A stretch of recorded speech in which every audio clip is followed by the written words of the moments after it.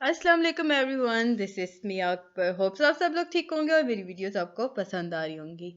आज ही हम लोग कर रहे हैं CS601 के लेक्चर वाइज एमसीक्यूज, यानी कि आपके ये 1 से 45 तक मैंने कंप्लीट बनाए हैं, तो ये 700 एमसीक्यूज बन सकते हैं। बट अभी हम 1 से 22 लेक्चर तक करेंगे। लेक्चर नंबर 1 से लेक्चर नंबर 22 तक करेंगे।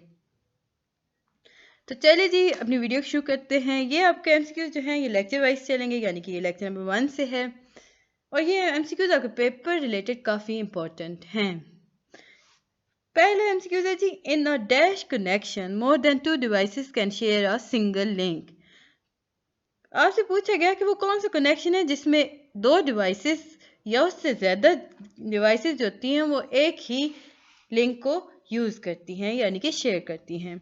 तो यार आपके पास ऑप्शन था जी, point to point, primary, third one is multi point, fourth is secondary. तो याद रखें मल्टी पॉइंट कनेक्शन एक ऐसा कनेक्शन है जिसमें हम दो डिवाइसेस जो होती हैं वो शेयर करती हैं सिंगल लिंक को। सेकेंड है जी, communication between a computer and a keyboard involve fill in the blank transmission. तो याद रखें जो कम्युनिकेशन होता है ना कंप्यूटर और कीबोर्ड के अंदर, तो वो सिंप्लेक्स ट्रांसमिशन की एग्जांपल है। इसके बाद आपको बताया गया कि in a network with 25 computer which topology would require the most extensive cable. कहा यह गया कि एक ऐसा नेटवर्क जिसमें 25 कंप्यूटर हैं, अब एक उससे यूज़ करने के लिए कौन सी टोपोलॉजी होनी चाहिए। तो और उस टोपोलॉजी की खसूसियत ये हो कि वो एक्सटेंसिव केबलिंग करती हो। तो जो मोस्ट एक्सटेंसिव केबलिंग करती है वो होती है मैश टोपोलॉजी। हम डायरेक्ट आंसर्स पे जाएंगे, बट मैं कोशिश करूंगी कि आपको सारी चीज़ें समझाती जाऊं। अदरवाइज अगर मैं आपको पॉइंट वाइज बताती हूँ कि ऑप्शन नंबर ए पे है स्टार, बी पे है मैश, सी पे है बस, डी पे है रिंग और करेक्ट आंसर इसका मैश टोपोलॉजी है, तो इसमें काफ़ी टाइम वेस्ट होगा। तो मैं कोशिश करूंगी कि आपको टू द पॉइंट इसके आंसर्स देती जाऊं। फोर्थ वन है जी, which topology require a center controller और हब। हब किस टोपोलॉजी में यूज होता है? तो याद रखिए ये स्टार टोपोलॉजी के अंदर होता है। इसके बाद आपके पास आया जी, वो कौन सा मीडियम है जिसमें सॉरी मैंने मीडियम बता दिया। The fill blank is the physical path over which message travel. आपने बताना है कि वो क्या चीज़ है या वो कौन सी ऐसी फिजिकल पाथ है जिसके ऊपर मैसेज ट्रेवल करता है। तो फिजिकल पाथ किस चीज़ का होगा? वो मीडियम का होगा, यानी कि the medium is the physical path over which a message travel. इसके बाद आता है जी, which organization has authority over interstate और international commerce in the communication field. तो आपसे ये पूछा गया कि आपने बताना है कि कौन सी ऐसी ऑर्गेनाइजेशन है जिसके पास अथॉरिटी है कि वो इंटरस्टेट और इंटरनेशनल कॉमर्स के ऊपर रूल कर सके। तो और ये हम कम्युनिकेशन फील्ड के अकॉर्डिंग बात कर रहे हैं, तो ये इसका करेक्ट आंसर है जी FCC। The information to be communicated in a data communication system is the। अब इंफॉर्मेशन डेटा कम्युनिकेशन सिस्टम के अंदर कैसे कम्युनिकेट की जा सकती है? तो याद रखें ये मैसेज के थ्रू होता है। आपके पास ऑप्शन थे medium, B was protocol, C was transmission and D for message. तो याद रखिए मैसेज एक ऐसा होता है मतलब जिसमें इंफॉर्मेशन जिसके थ्रू कम्युनिकेट की जा सकती है। इसके बाद है जी point number 8, frequency of the failure and network recovery time after a failure are measure of fill in the blank of the network। अब फेलियर की फ्रिक्वेंसी और नेटवर्क रिकवरी, यानी यूँ समझ लें कि फ्रिक्वेंसी फेलियर की फ्रिक्वेंसी और नेटवर्क रिकवरी टाइम, यानी रिकवरी का जो नेटवर्क रिकवर करता है वो टाइम ड्यूरेशन जो कि फेलियर के बाद आता है, वो किस चीज़ को मुहैया करता है? तो याद रखिए वो रिलायबिलिटी ऑफ द नेटवर्क करता है। In a fill in the blank transmission, the channel capacity is shared by both communicating devices at all time। तो ये होता है जी फुल डुप्लेक्स। गाइस मैंने इसकी बनाई है वीडियो 601 की, जिसमें लेसन नंबर 1 से लेकर यूँ समझ लें कि टॉपिक नंबर 1 से लेकर टॉपिक नंबर 17 को मैंने एक ही वीडियो में कवर किया। बहुत अच्छी मैंने वो वीडियो बनाई, आप लाजमी जाके देखिएगा। टू द पॉइंट है वो वीडियो, आपको हर चीज़ में उसमें डिटेल में मैंने आपको डिस्कस की जो पेपर रिलेटेड काफ़ी इंपॉर्टेंट थी। तो अब आगे चलते हैं जी point number 10, an unauthorize user is a network fill in the blank issue.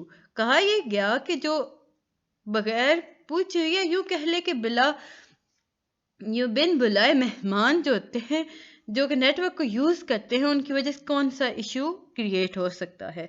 आपके पास जी 4 ऑप्शन थे। A is performance, B is reliability, C is security और D is all of the above. All of the above नहीं हो सकता क्योंकि performance, reliability और security साथ नहीं चलते। तो हम देखेंगे अगर अनऑथराइज्ड यूजर यूज कर रहा है ना नेटवर्क को तो वो सिक्योरिटी इशू क्रिएट करेगा। Which topology requires a multi point connection. मैंने आपको उस वीडियो में मैंने हर टोपोलॉजी को डिस्कस किया और इन अ सिंपल वे किया, तो आप जरूर जाकर वो वीडियो देखिएगा। वो कौन सी टोपोलॉजी है जो रिक्वायर करती है मल्टी पॉइंट कनेक्शंस को?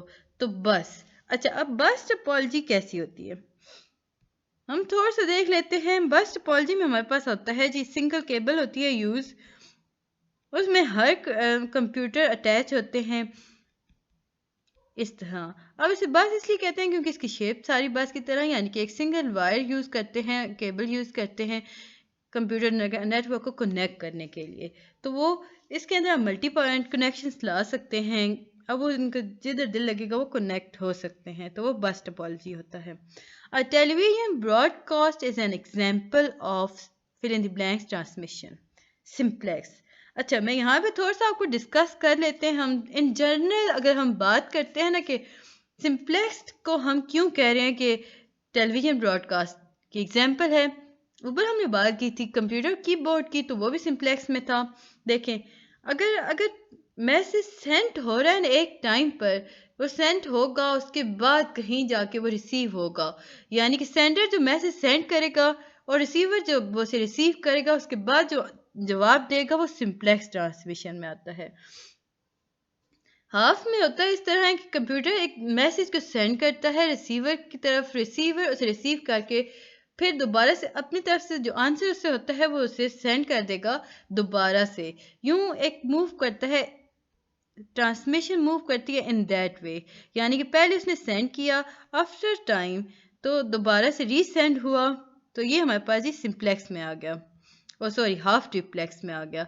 लेकिन फुल डुप्लेक्स होता है जी ट्रांसमिशन मीडिया में हर वक्त ट्रैफिक का फ्लो बगैर इंटरप्ट के चलना, फुल डुप्लेक्स कहलाता है, यानी कि at the time message send भी हो रहे हैं रिसीव भी हो रहे हैं, तो it is an example of full duplex. तो ये मैंने अब उस वीडियो में आपको बताया है और ये बहुत बेहतरीन बताया, ये काफ़ी इंपॉर्टेंट है, तो लाजमी जाके देखिएगा। होप सो आपको समझ आएगी, अगर नहीं समझ आती तो मुझसे पूछिएगा।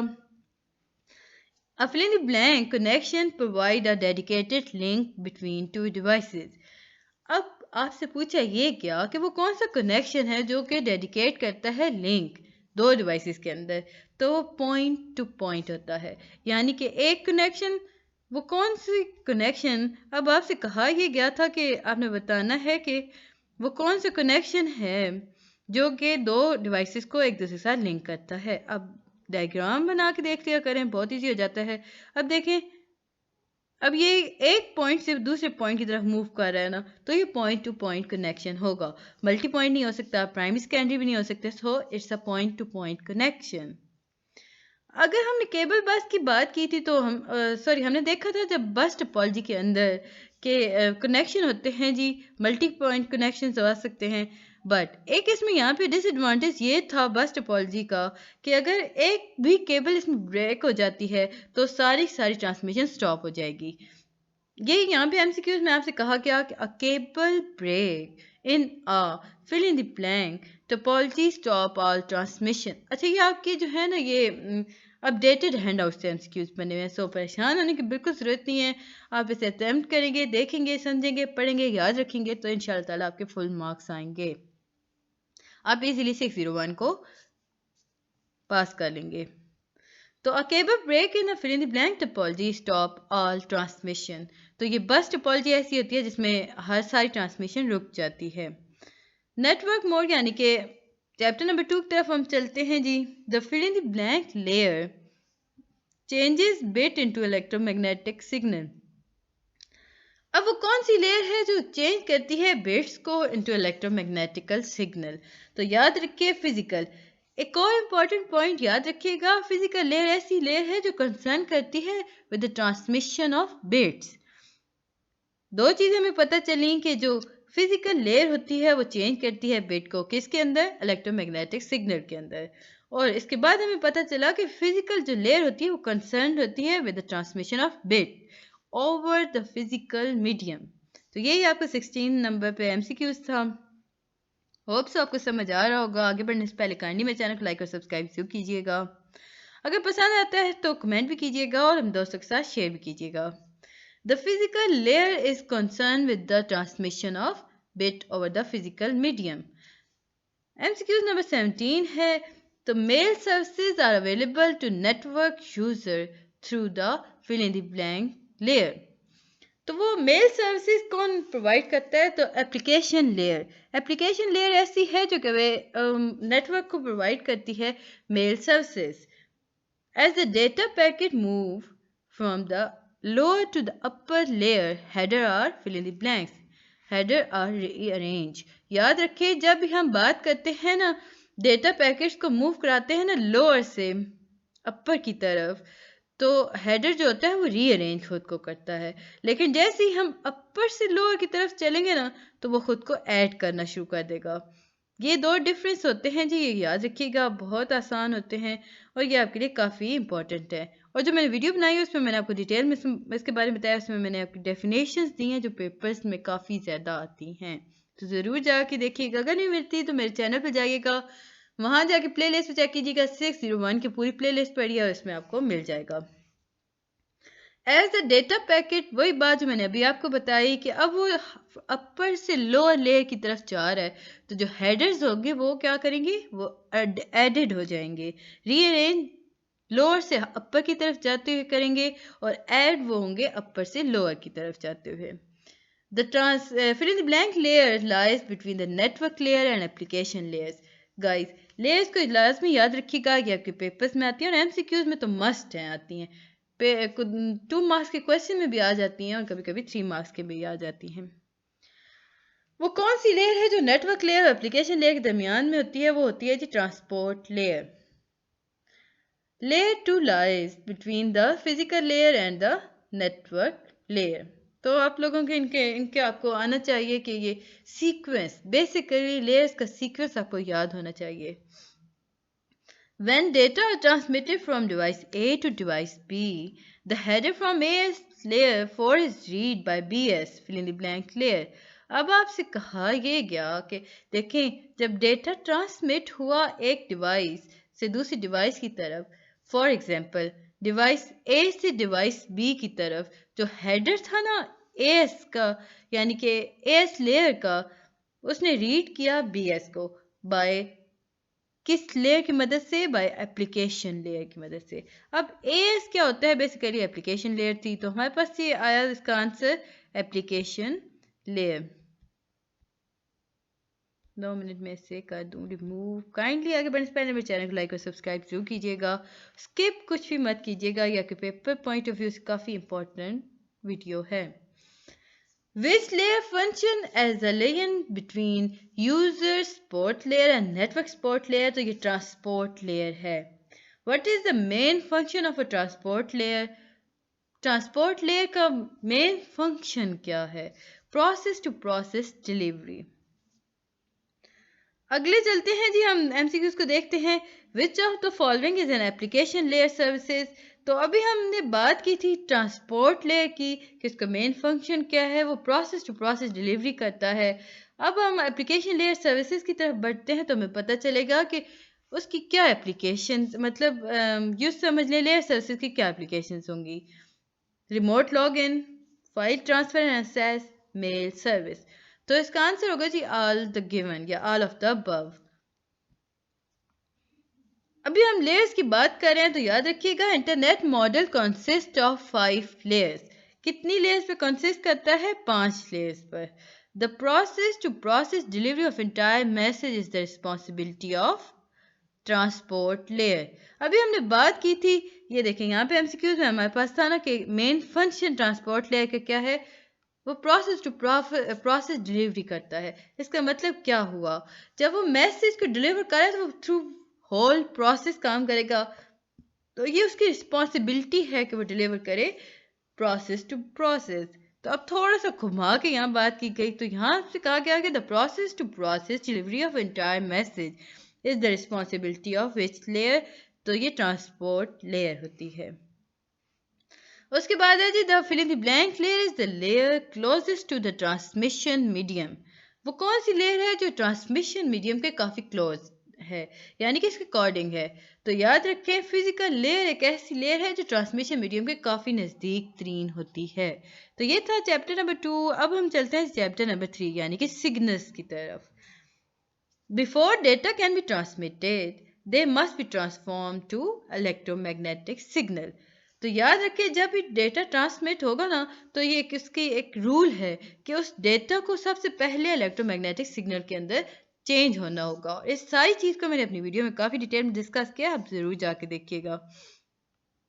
उसमें मैंने 1 से 17 तक आपके टॉपिक कवर कर दिए हैं। अप्रॉक्सीमेटली 20 मिनट्स की वो वीडियो है, इतनी लेंथ ही नहीं है। आपको हर चीज़ इसमें बहुत अच्छी तरीके से पता चल जाएगी और समझ भी आ जाएगी। When one of the component of a signal has a frequency of 0, the average amplitude of the signal is। यहाँ से पूछा गया कि जब भी किसी भी सिग्नल का कंपोनेंट हो, एक कंपोनेंट हो ना किसी भी सिग्नल का, उसकी फ्रिक्वेंसी 0 हो, तो उसका एम्पलीट्यूड कितना होगा उस सिग्नल का। अगर उसकी फ्रिक्वेंसी 0 होगी ना, तो इसका एम्पलीट्यूड को मस्ट बी ग्रेटर देन 0। याद रखिए जब भी उसकी फ्रिक्वेंसी 0 होगी तो उसका एम्पलीट्यूड हर हालत में ग्रेटर होगा 0 से। A periodic signal can always be decompose into.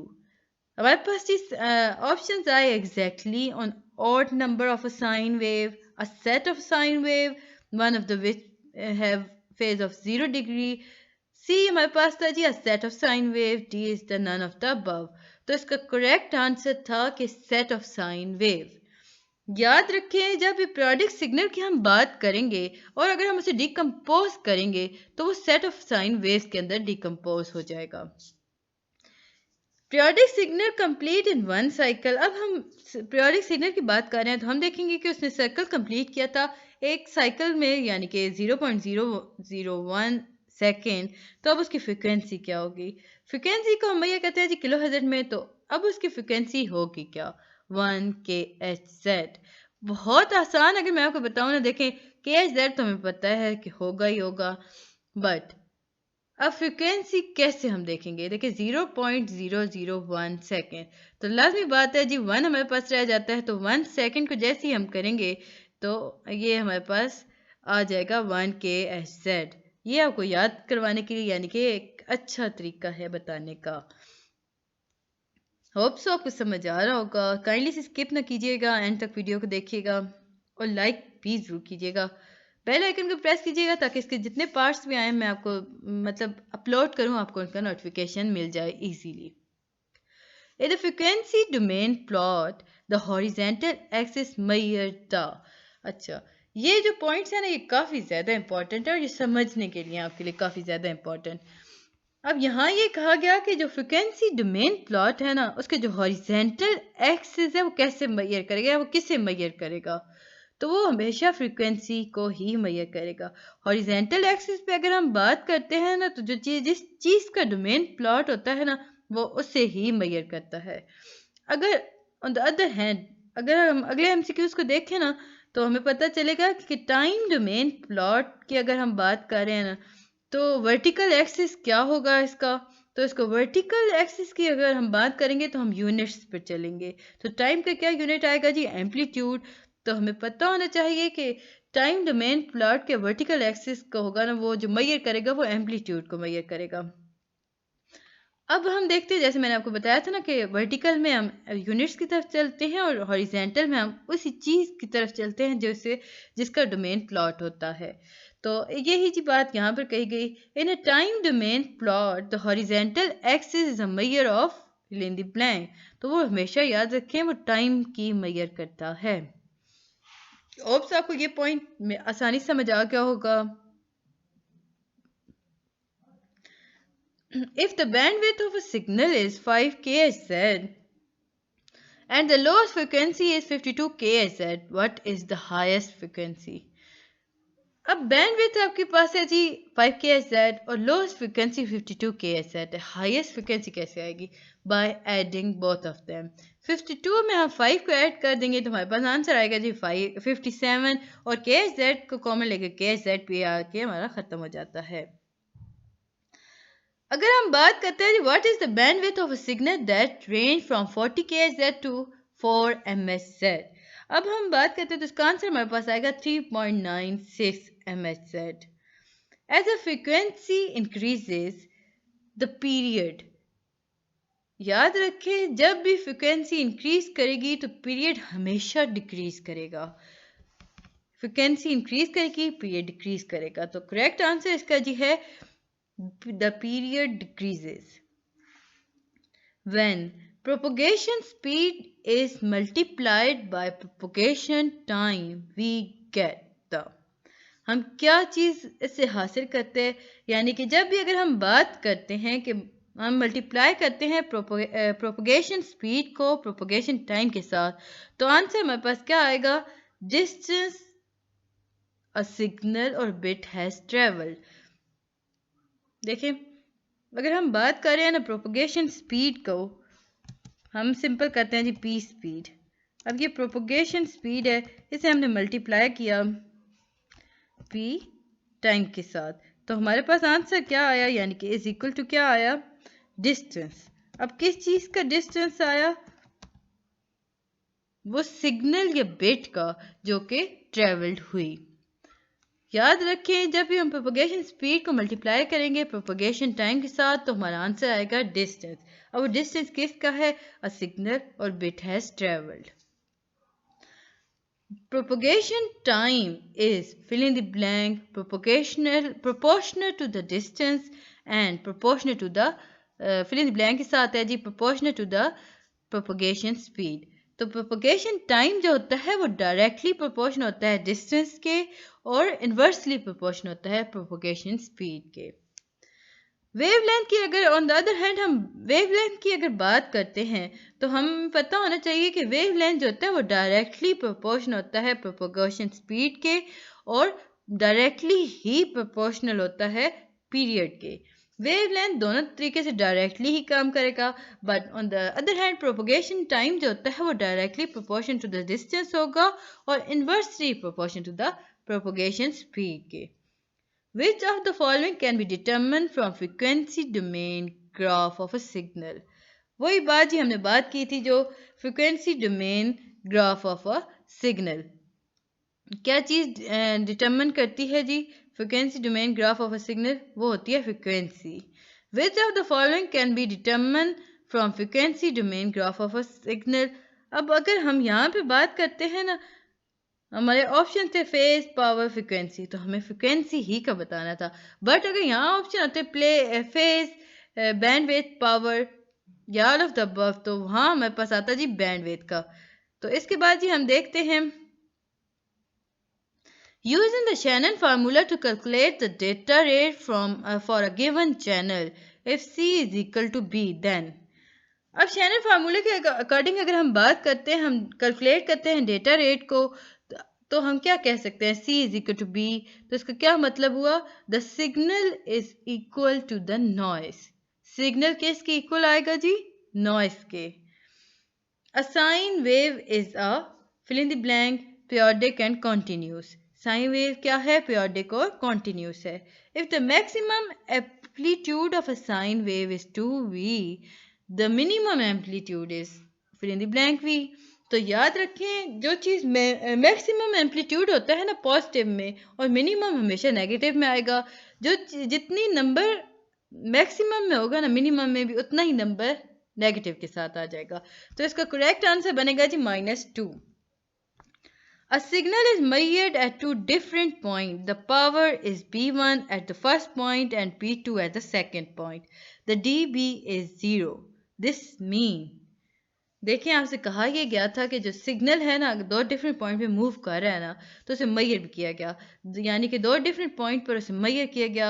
जो पावर थी ना P1 की पहले पॉइंट पर और P2 के सेकंड पॉइंट पर इक्वल थी, तो उसका dB क्या था? वो 0 था। तो इसका क्या मतलब हुआ?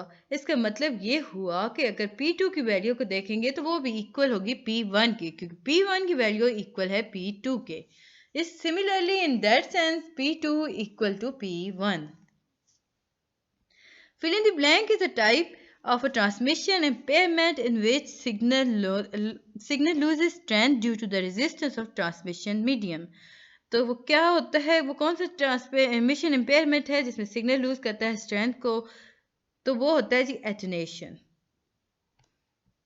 Fill in the blank is a type of transmission impairment in which signal loses strength at a different propagation speed of each frequency that make up the signal. तो वो डिस्टॉर्शन होता है.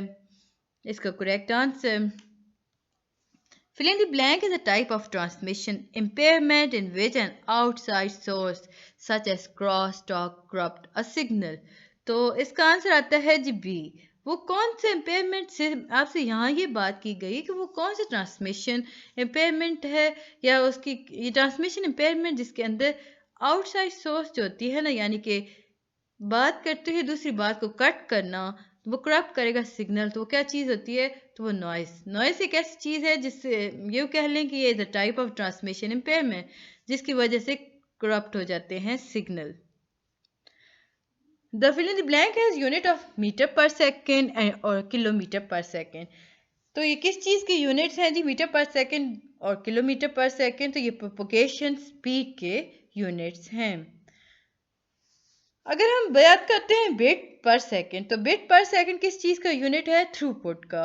याद रखें, मीटर पर सेकंड और kilometer पर second जो होते हैं वो प्रोपगेशन स्पीड के यूनिट्स होते हैं, और थ्रूपुट के जो यूनिट्स होते हैं वो बिट पर सेकंड.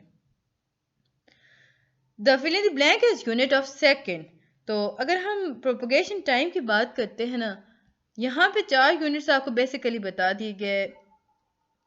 पहला है जी प्रोपगेशन. पहला है जी प्रोपगेशन स्पीड का मीटर पर सेकंड होता है और किलोमीटर पर सेकंड होता है. सेकंड है जी आपके पास थ्रूपुट का यूनिट, आपको पता चल गया, वो होता है जी बिट्स पर सेकंड. और third one is propagation time, यानी इसका यूनिट होता है सेकंड. अगर हम सिंपल सेकंड की बात करते हैं तो वो प्रोपगेशन टाइम क्या होगा. बिट पर सेकंड की बात करते हैं तो वो थ्रूपुट्स होगा, और मीटर पर सेकंड या किलोमीटर पर सेकंड की बात करते हैं तो वो प्रोपगेशन स्पीड होगा. होप सो आपको ये बात क्लियर होगी. The wavelength of a signal depend on the fill in the blanks. अच्छा, यहाँ पे आपके पास जो ऑप्शन आए, कहा यह गया कि वेवलेंथ ऑफ अ सिग्नल जो होती है वो डिपेंड करती है किस चीज़ पर? पहला ऑप्शन था frequencies of the signal, second was medium, third was phase of the signal. तो इसका करेक्ट आंसर है जी frequencies of the signal and medium. Wavelength of signal जो होता है वो हमेशा डिपेंड करता है फ्रीक्वेंसी पर और मीडियम पर. यह था चैप्टर नंबर 3. होप्स आपको समझ आया होगा. इंशाअल्लाह ताला इसके बाद मैं जो नेक्स्ट वीडियो बनाऊंगी, यानी कि इसका पार्ट बी, इसमें मैं कोशिश करूंगी कि आपके 4, 5, 6 और 7 लेक्चर कंप्लीट हो जाएं, ताकि हम जल्दी से मिड टर्म के कवर कर दें सारे सिलेबस को. यहाँ तक आपको सारा कुछ समझ आ गया होगा. जो चीज़ नहीं समझ आती मुझसे पूछ लीजिएगा, और मैं देखें आपके लिए मैंने इतनी आसान, इतनी आराम से वीडियो बना दी है, तो इंशाल्लाह ताला आप इसके बाद मिड टर्म बहुत आसानी से अटैम्प्ट कर लेंगे. काइंडली मेरे चैनल को लाइक और सब्सक्राइब जरूर कीजिएगा. मिलते हैं नेक्स्ट वीडियो में, तब तक के लिए अल्लाह हाफिज़.